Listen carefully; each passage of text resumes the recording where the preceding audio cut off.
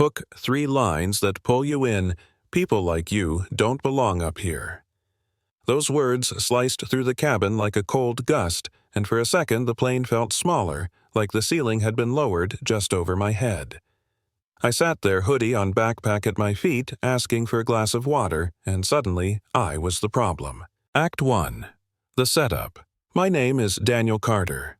I grew up in a small Rust Belt town, a kid who learned early that doors sometimes close before you knock, not because you weren't polite, but because someone decided you didn't belong.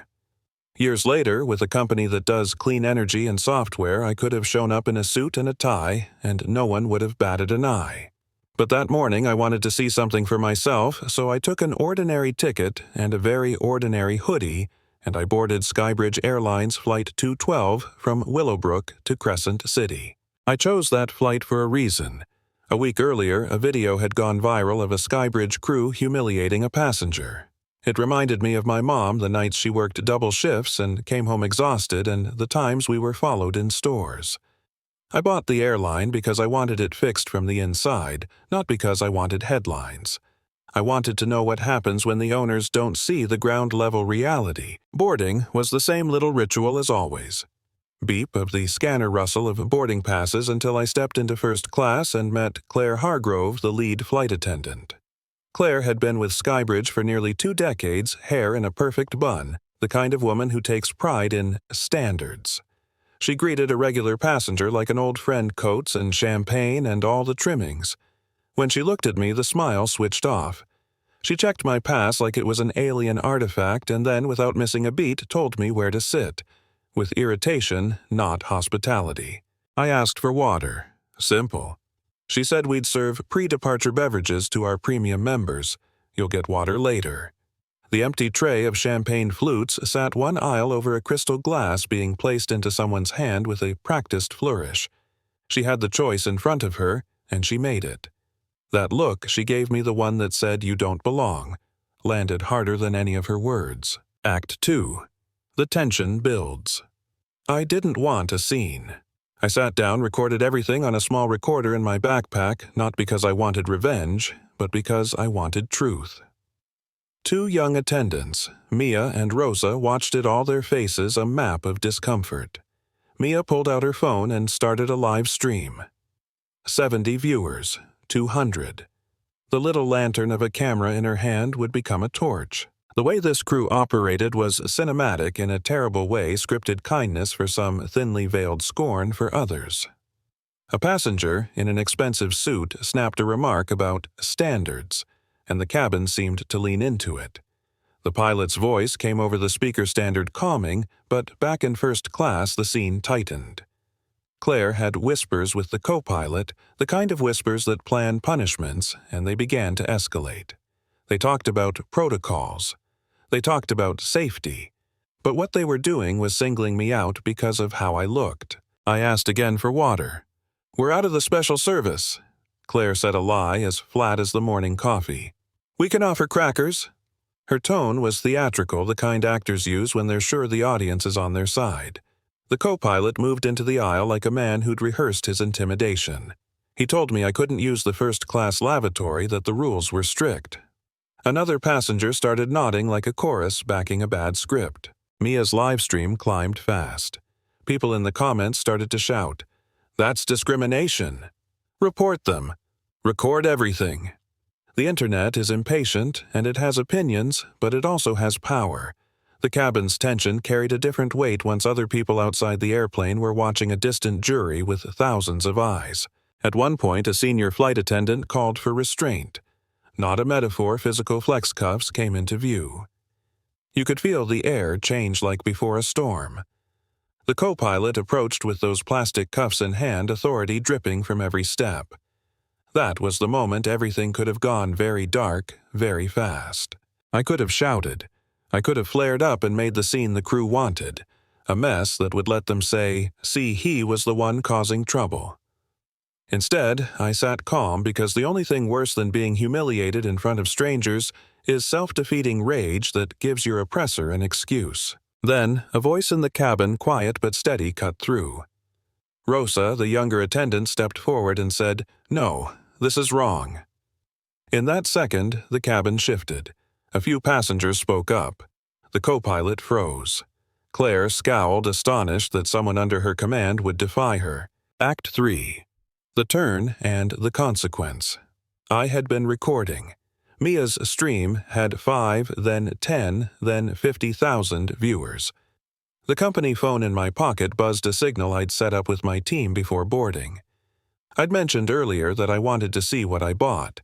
I didn't say entrap, I said observe. When the time was right, I made a call and a secure message went out: execute change protocol. Every screen on the plane blurred to black for a breath, then displayed the notice, change of ownership. Effective immediately. New CEO, Daniel Carter. New directives, immediate suspension and investigation of staff involved in discriminatory behavior. The cabin went silent the way a theater does when the lights snap on. Claire's mouth fell open. The co-pilot's hand dropped the cuffs. The pilot, who had been confidently issuing commands, looked like someone who'd misread the map. Passengers hunched forward, mouths open, phones up. Mia's stream hit 1 million viewers. All at once, the power structure in that cabin, the one that had felt immovable, unraveled into 1,000 tiny threads. I stood up, picked up the intercom, and said what I'd already been feeling. I boarded as a paying passenger to see how the airline treated people. What I watched was unacceptable. Immediate terminations were announced for those directly involved, the pilot was suspended pending review, and an internal task force was activated to overhaul procedures and training. Rosa was promoted on the spot. She had the courage to step between a man and his phone and say what was right. Mia was offered a role to lead transparency initiatives. She had turned a stream into civic record. People outside the cabin cheered. Inside, some applauded, some sat stunned. It felt odd to watch someone's career end in real time, even if they'd acted terribly. I didn't want revenge. I wanted accountability and a system that would prevent this from happening again. Aftermath. The bigger picture. The story didn't stop when the plane landed. The live stream went viral, news outlets picked it up, regulators called for investigations, and the company rolled out mandatory bias training, new reporting tools, even a fund to help victims of discrimination in transit. Rosa was part of designing the new training. Mia headed a transparency team. The pilot's license was reviewed, and the former lead attendant, Claire, faced disciplinary action and a civil suit. But here's the thing. Consequences alone aren't the whole answer. People asked if it was fair for me to wield my ownership like a hammer. Was that due process? Was that a public spectacle? Those are good questions. We should argue about them. Power can be used well or abused, and there's a danger in turning justice into spectacle. My hope was never to humiliate for theater. It was to create structures so people wouldn't be humiliated in the first place. The lasting change came not from headlines but from the smaller shifts, employees who felt empowered to speak up, passengers who felt safer, policies that made dignity explicit. The ripple was tangible. For months after, more people reported discrimination, but more complaints led to real fixes, real training.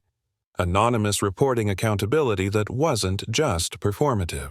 Final beat. An open ending, a challenge. So, what would you have done if you were on that plane? Would you have stood up like Rosa? Would you have pulled out your phone like Mia? Or would you have looked the other way, decided it wasn't your fight? It's easy to judge from the outside and complicated to act inside the storm. I won't pretend this story is a blueprint for every situation. It isn't. It's a moment, messy, human, imperfect, that shows how dignity can be defended when ordinary people choose to act. It also shows how power can be wielded for accountability when it's guided by justice, not vengeance. Now, I want to hear from you.